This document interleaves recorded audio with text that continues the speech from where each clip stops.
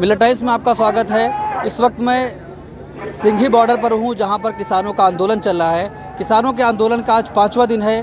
देश के कोने कोने से किसान यहां पर जमा हुए हैं और इनकी यही मांग है कि जो कृषि कानून 3 बिल लाया गया है उसको रद्द किया जाए। जब तक रद्द नहीं होता है हम यहाँ से वापस जाने वाले नहीं हैं। इनको कहा गया कि आप निरंकारी मैदान में आए तो हम आपकी बातें सुनेंगे, लेकिन इनकी मीटिंग हुई और उन्होंने इस मीटिंग में यह फैसला किया कि हम उस प्रस्ताव को खारिज करते हैं, हम उसकी बात नहीं मानेंगे। हमारी बात यहीं से मानी जाए तभी हम तैयार होंगे, नहीं तो तैयार नहीं होने वाले। हम इनसे बात करेंगे इनकी परेशानियाँ क्या है और सरकार से इनकी मांग क्या है, कब तक यहाँ पर ही रुकने वाले हैं। जी नमस्कार। सबसे पहले आपके मीडिया को बहुत बहुत धन्यवाद जो यहाँ पे पहुँचा और यहाँ पे लोगों की परेशानियाँ सरकार तक पहुँचा रहा है। सबसे पहले मैं आपको अपने बारे में बताऊं कि हम यमुनानगर हरियाणा से आए हैं। जितने भी किसान हैं यहाँ पे, ये मेरे साथ खड़े हैं। ये भाई जब आप हरियाणा से बताए तो आपके खट्टर जो वहाँ के मुख्यमंत्री हैं मनोहर लाल खट्टर जी, वो कह रहे हैं कि हरियाणा के किसान नहीं गए इस प्रोटेस्ट में। सर देखो, मैं हरियाणा से बिलोंग करता हूँ। यमुनानगर डिस्ट्रिक्ट है, रादौर ब्लॉक में हमारा गाँव पड़ता है। मैंने खट्टर साहब को वोट भी डाला है, बीजेपी को मैंने वोट किया था, ठीक है। पर वो जो ये स्पीच दे रहे हैं कि हरियाणा के किसान नहीं आ रहे, आप झूठ मत बोलिए। आप हमारे राजा हैं, हमने आपको अपना राजा चुना है। अगर आप झूठ का प्रयोग करेंगे तो हमारे मन में आपके प्रति क्या रिस्पेक्ट रह जाएगी। अगर आप झूठ बोलेंगे तो हमारे दिल में आपके लिए क्या रिस्पेक्ट। हम आपकी बहुत इज्जत करते हैं। मनोहर लाल खट्टर जी हमारे सीएम हैं, हम उनकी रिस्पेक्ट करते हैं। पर उन्होंने जो हमारे साथ किया वो अच्छा नहीं किया। हम हरियाणा से चले, यमुनानगर से चले, हमारे साथ हर एक नाके पर हमारे साथ अभद्रता की गई, डंडे मारे गए, लाठियाँ मारी गई, आंसू गैस के गोले छोड़े गए। हमको ये उम्मीद नहीं थी, क्योंकि वो हमारे राजा हैं। हम अपनी समस्या लेके दिल्ली जा रहे हैं। प्रधानमंत्री के अगर नहीं सुनाएंगे अपनी समस्या तो किसको सुनाएंगे? पाकिस्तान जाएं, लाहौर जाएं? इन्होंने तो लाहौर वाला बाघा बॉर्डर बना दिया था हमारे लिए। कहाँ जाएं हम? इनके पास अपनी समस्या लेके आ रही हैं। हाँ, ये कानून हमारे लिए बनाए गए हैं ना, किसानों के लिए हैं। तो हमको ये कानून नहीं अच्छे लग रहे। इसमें हमारे को डर है, हमारी फसलें नहीं बिकेंगी।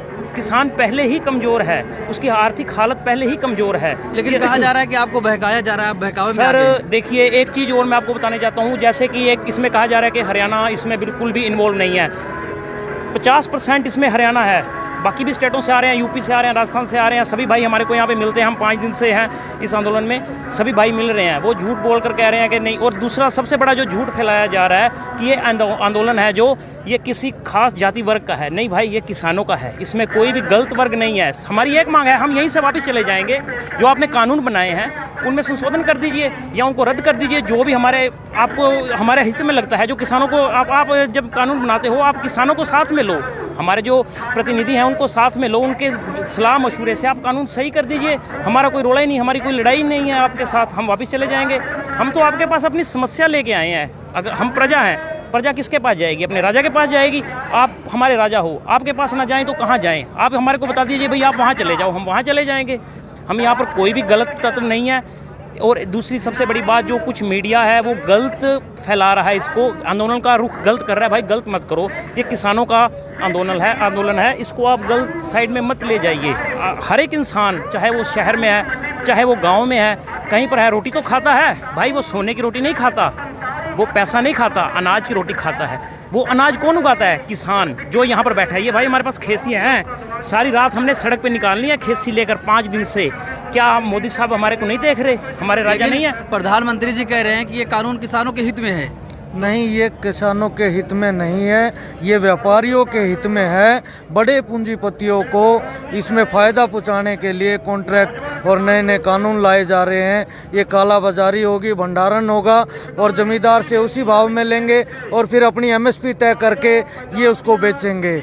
और ये बहुत बड़ा षड्यंत्र है। और मोदी जी और खट्टर जी, मैं सबसे कहना चाहता हूँ, जितने भी लीडर हैं, कि राजनीति मत कीजिए, किसान को तंग मत कीजिए, किसान के हित का काम कीजिए, किसान के हित में कानून लाइए।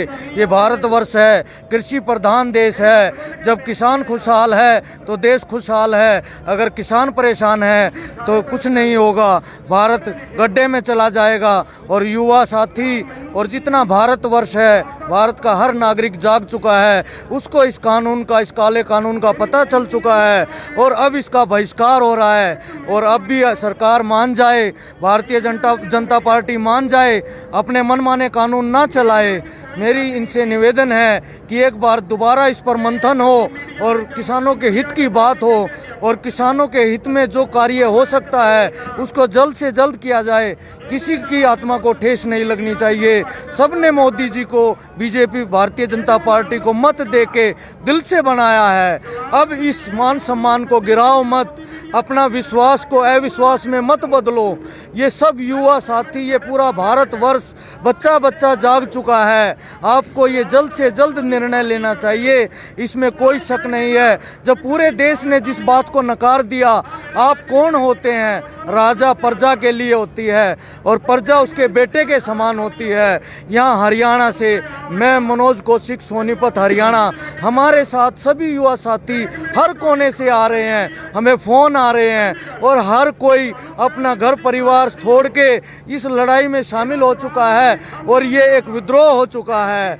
और इसको मान लो, जितना जल्दी मानोगे उतना जल्दी स्थिति ठीक होगी और कोई भी चीज़ ऐसी नहीं है। समर्थन में आप कहाँ से आई हैं समर्थन देने के लिए? मैं साइमा खान शाहीन बाग से आई हूँ। मैं किसानों को समर्थन देने आई हूँ और जो देखा जा रहा है कि ये एक सरकार बार बार एक के बाद एक ऐसे कानून ला रही है जो कि जनता के हित में नहीं है। मैं बताना चाहती हूँ कि सरकार को अब ये मान लेना चाहिए कि वो गलत कर रही है। ये इसके आधार पर, ये वोटर कार्ड के आधार पर हमने उन्हें वहाँ इलेक्ट किया है, जिसकी वजह से वो आज हमारे जनता के हित में फैसले नहीं कर रहे हैं। जनता के विरोधी जो है बार बार एक के बाद एक कानून ला रहे हैं। और ये आज़ादी के बाद पहली बार देखा जा रहा है, एक साल पहले भी शाहीन बाग आंदोलन शुरू हुआ, जो पूरे 3 महीने महिलाओं ने सड़कों पर गुजारे थे। आज दोबारा फिर वही देखा जा रहा है, फिर वह वैसे ही देखा जा रहा है। एक के बाद एक ऐसे कानून लाए जा रहे हैं कि जो कि देश के हित में नहीं है, देश की जनता के हित में नहीं है, पूरे देश के खिलाफ हैं और जो किसानों के लिए हित में नहीं है। और आज पूरे किसान सड़कों पर हैं, पर सरकार पे कोई अधिकार, सरकार पर इसका कोई असर ही नहीं पड़ रहा है। उनके पास आज वक्त नहीं है। जिस जनता ने इस वोट के, इस कार्ड के, इसके उस पर इलेक्ट किया है, वोट डालकर, ये इलेक्शन कार्ड हमें देकर जो हमने इलेक्ट किया है, आज उसी जनता की आवाज़ नहीं सुनी जा रही है। इसी के दम पर वो वहाँ बैठे हैं जो ये गलत फैसले किए जा रहे हैं। उनको समझ लेना चाहिए कि उनका अंत आ गया है। आखिर ये वही भारतीय हैं जिन्होंने अंग्रेज़ों को भी भगाया था। मैं देख रही हूँ दोबारा से ये वही भारत दिखाई दे रहा है। आंदोलन का दौर चल पड़ा है, एक के बाद एक बड़े आंदोलन जो पूरे भारत में देखे जा रहे हैं, पूरे भारत के कोने कोने में, चाहे गाजीपुर बॉर्डर हो या सिंधु बॉर्डर हो। ये दोनों बहुत बड़े रास्ते हैं और बहुत बड़े बॉर्डर माने जाते हैं जो पूरे हिंदुस्तान को जोड़ते हैं। ऐसे बॉर्डर पे किसान भाई बैठे हैं और हम इन सब का, महिलाएं भी, पूरे देश की महिलाएं किसान भाइयों का समर्थन करती हैं। ये सिर्फ किसान भाई की परेशानी नहीं है, पूरे हिंदुस्तान की परेशानी है। मोदी सरकार ने सिर्फ गरीबों का अधिकार खत्म करके अडानी और अंबानी को सिर्फ बनाया है। देखा जा रहा है, अभी न्यूज़ में आया था कि अडानी 9वें नंबर पर अमीर व्यक्तियों में आ रहे हैं। तो सिर्फ अडानी और अंबानी को इन्होंने बनाया है और गरीब किसान हो, चाहे मजदूर हो या फिर आम लोग हो, उनका खून चूस कर। कब तक आप यहाँ पर रुकेंगे, क्या इरादा है? मैं कर्नाटक राज्य रहित संघ से आया। कहाँ से आए? कर्नाटक से आए। कर्नाटक राज्य रहित संघ से शबीर भाई साहब हूँ। ये काला कानून किसानों के लिए नहीं है। मैं भी एक किसान हूँ। ये सिर्फ कॉरपोरेट कंपनियों के लिए बनाए जा रहे हैं। ये काला कानून वापस करना चाहिए। जब तक ये काला कानून वापस नहीं करे, जब तक इधर से दिल्ली से वापस। तो आप लोगों का कब तक इरादा है यहाँ पर बैठने का? सर पे कफन बांध के घर से निकले हैं, मर तो जाएंगे, वापस नहीं जाएंगे। आज एक और यहाँ पे मेरे को खबर सुनने को मिली है कि मोदी साहब का बयान आया, मैंने तो नहीं सुना, बट यहाँ पे फैलाया जा रहा है कि BSF को भेज रहे हैं, आर्मी भेजी जा रही, कुछ भी आ जाए। लाठियाँ मार ली इन्होंने, डंडे मार लिए, ईंट पत्थर मार लिए, आंसू गैस गोले छोड़ लिए, सब कुछ कर लिया। इनकी मंशा गोली चलाने की है। गोली भी छाती पे खाएंगे, पीठ पे नहीं खाएंगे, भागेंगे नहीं, मोर्चा नहीं छोड़ेंगे भाई। ये हमारा मोदी साहब से आवेदन है, रिक्वेस्ट है कि आप इस आंदोलन को जल्दी से जल्दी रद्द करें। और हम भी, हमारे भी छोटे छोटे बच्चे हैं, अपने घरों में छोड़ कर आए हुए हैं, 5-5 दिन हो गए हैं घर गए हुए, यहाँ पे सड़कों पे सो रहे हैं। तो ये आप इसको जैसे भी जल्दी हमारा निपटारा करवाइए, बीच में आए। एक एक्टर्स हैं कंगना रनौत, उन्होंने ट्वीट किया कि यहाँ पर जो महिलाएं बैठी हैं उनको 100 रुपये मिलता है, वो आगे आंदोलन कर रही सर सब पॉलिटिक्स है। कंगना रनावत के बारे में मैंने सुना, ट्वीट देखा है मैंने उनका, जो उन्होंने किया है।